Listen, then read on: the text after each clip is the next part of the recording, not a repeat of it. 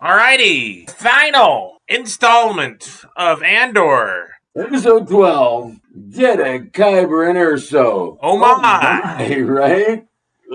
So, Yeah. It everybody kind of gets it put in their place. it wraps it up pretty good, I think. I think the biggest, well, not actually, there were two. The two Imperial shockers was that the old man killed himself, Yeah, party guys. ISB, Yeah.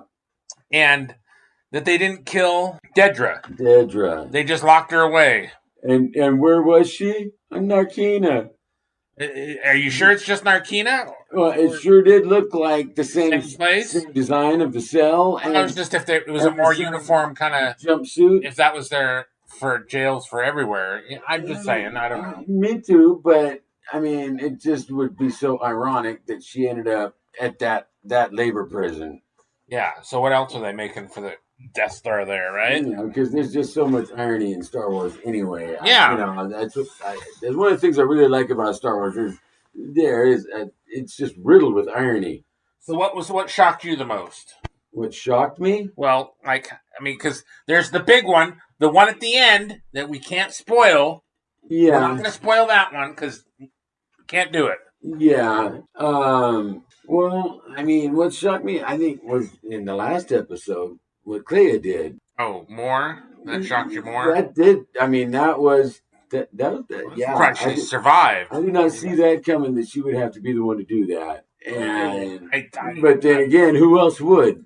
I kind of did because she was the only one that ever stood up to Luthen. Yeah, but I still think she was stupid. She should have just left and just. But you know. But then the plot worked. She couldn't leave that loose end out there. She couldn't. He couldn't. Yeah, I know. But still, they couldn't. They couldn't have revived him if you had to make sure that didn't ever happen. Yeah, it was messed up. That was yeah. You? What was the big surprise for you? Let's see. Last episode. Can't say the end tag. The very end. No. Yeah, we can't say that. Yeah. Yeah. That goes without saying, and we're not going to say it. Right? Yes. Something feels like there was this big void space between when they left the planet that they had gone to. Coruscant, and then back to Yavin. Back to Yavin, yes. And I'm like, it feels like there was something there that was cut. Huh. Could be. But it could also just be them saying, okay, we got a time limit. Let's just get them back. They got the girl. Got the girl and got her back.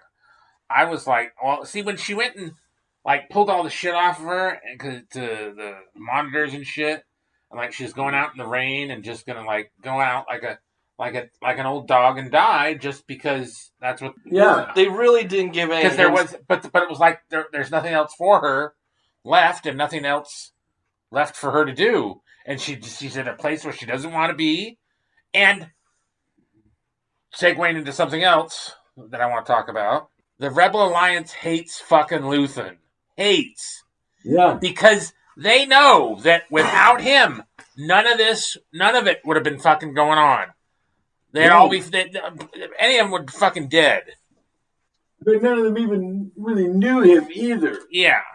Outside of Cassian and Mon Mothma. But they all hate him.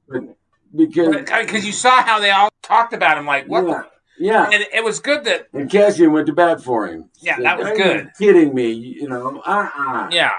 So I just. Supposed to even have a fraction of the sacrifice he put into this. And you're supposed to have some level of trust to the people you're working with, especially ones spying. Yeah.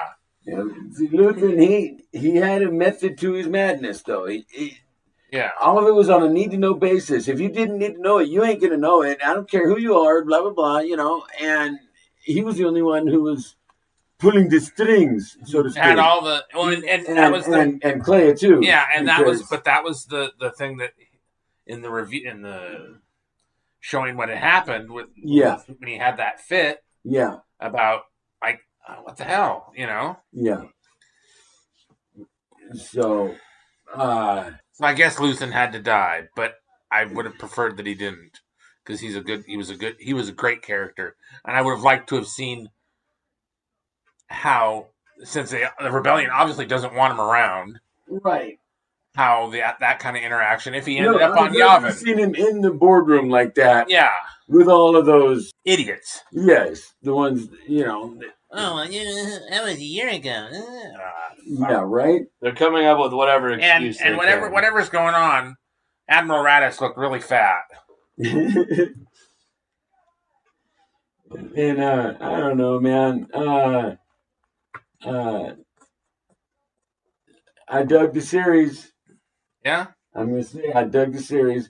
I thought that it started out great, where other people didn't think so much. The first 3 episodes, they weren't so impressed. I loved it. It was slow. It really was. It could have been 1 episode. Yeah, but it still had to catch you up with all the stuff. And well, I think the complaint about that is because everybody knows this is it. All you're gonna get is the Dave Filoni key jangling fucking slop. Yep.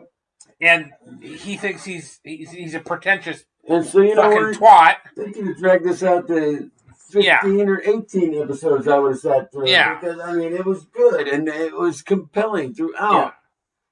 Yeah. And 4, 5, and 6 really, when it started to really unfold and the layers started peeling away, you see what was going on in Gorman and everything. Yeah. It started getting thick and it really started getting more and more compelling. And then 7, 8, 9, yeah, where I'm just wow. I mean, and everybody pretty much has an opinion about it, says so, and I don't care about everybody else. It's that was great because it was just wow. The Gorman massacre was, even more brutal than what happened in Ferrix, because it was more purposeful. Yeah. What happened in Ferris just broke out. Yeah. And just happened organically. It was different. The only real question I have would be to you two would be after you've given how would you rate the whole season 2, I guess.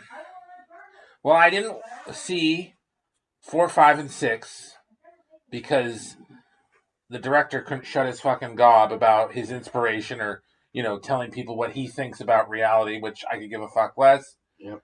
Dance monkey, do your thing. But it has something to do with the series. But that's the mindset, and it was just more Disney fucking socialist drivel. So I was like, point, yeah. Yes. So I was like, nah.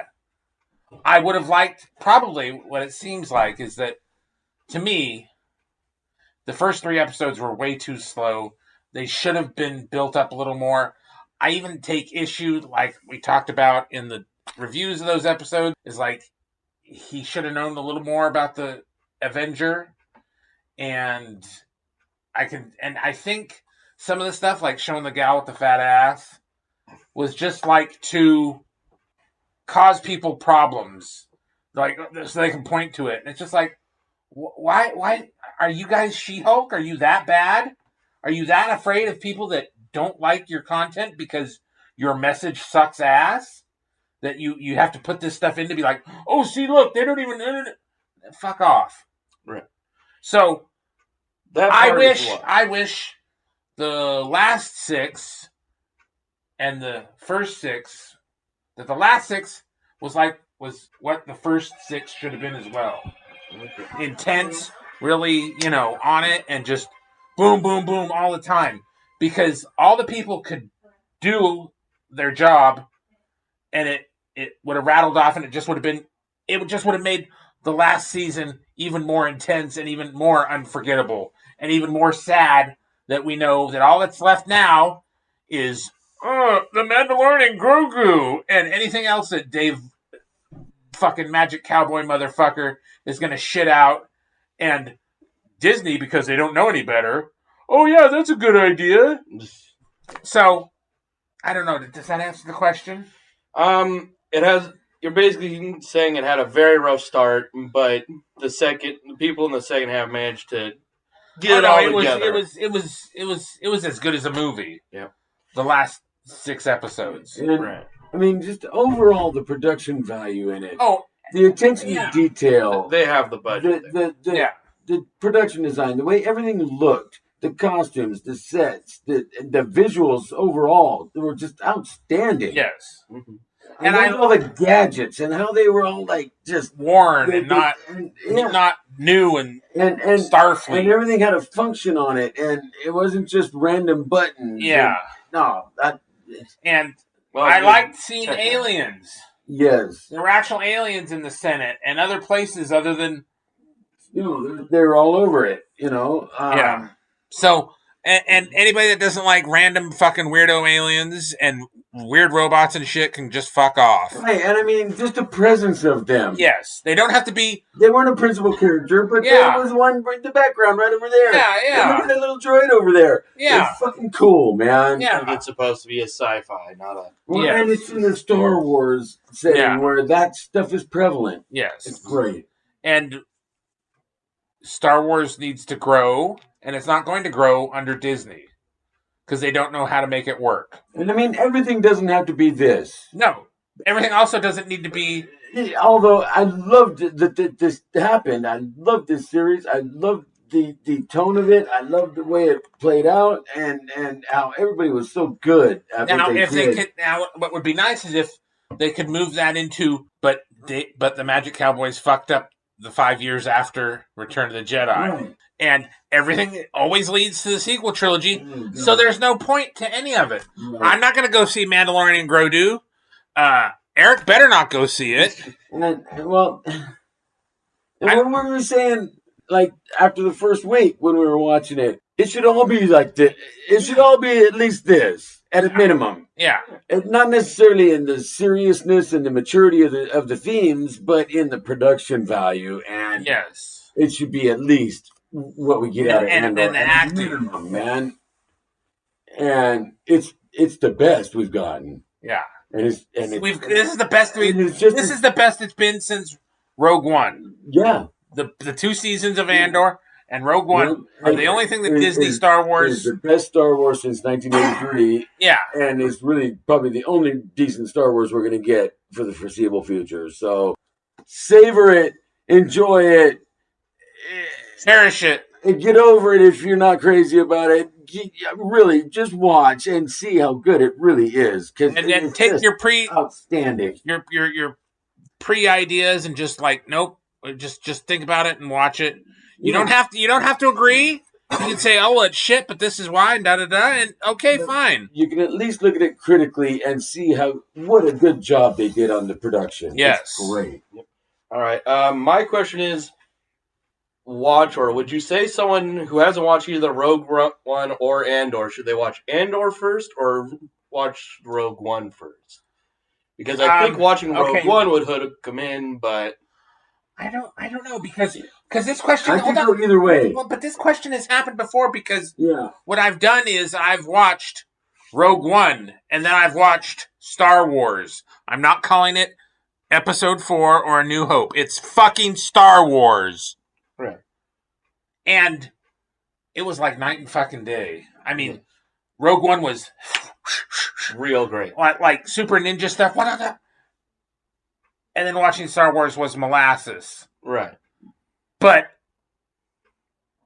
and I'm like, oh, wow. Yeah. And then it picks up in Empire more, but not so much more. And it's the film style, how they shoot things. So I can't say, oh, well, this is bad and this is good now. No, but I think if you watch the TV show, season 1 of Andor, and then season 2, and then it gives you a better perspective on Rogue One. Right. Yeah, I would say if you haven't seen Rogue One, watch the series first. Yeah. Yeah. And then the movie. Because the series does predate the movie and leads directly into it. And if you have not seen the movie, shame on you. But watch the series first. Yes. Okay. Saw the movie in the theater. It was killer. Yeah. Loved it. Oh, yeah. So... anything else? No, may the Force be with you all, and just thanks for listening, and I'm sorry it's over, but I'm glad it happened. Yep. Thanks for watching the series with us. Like, share, subscribe.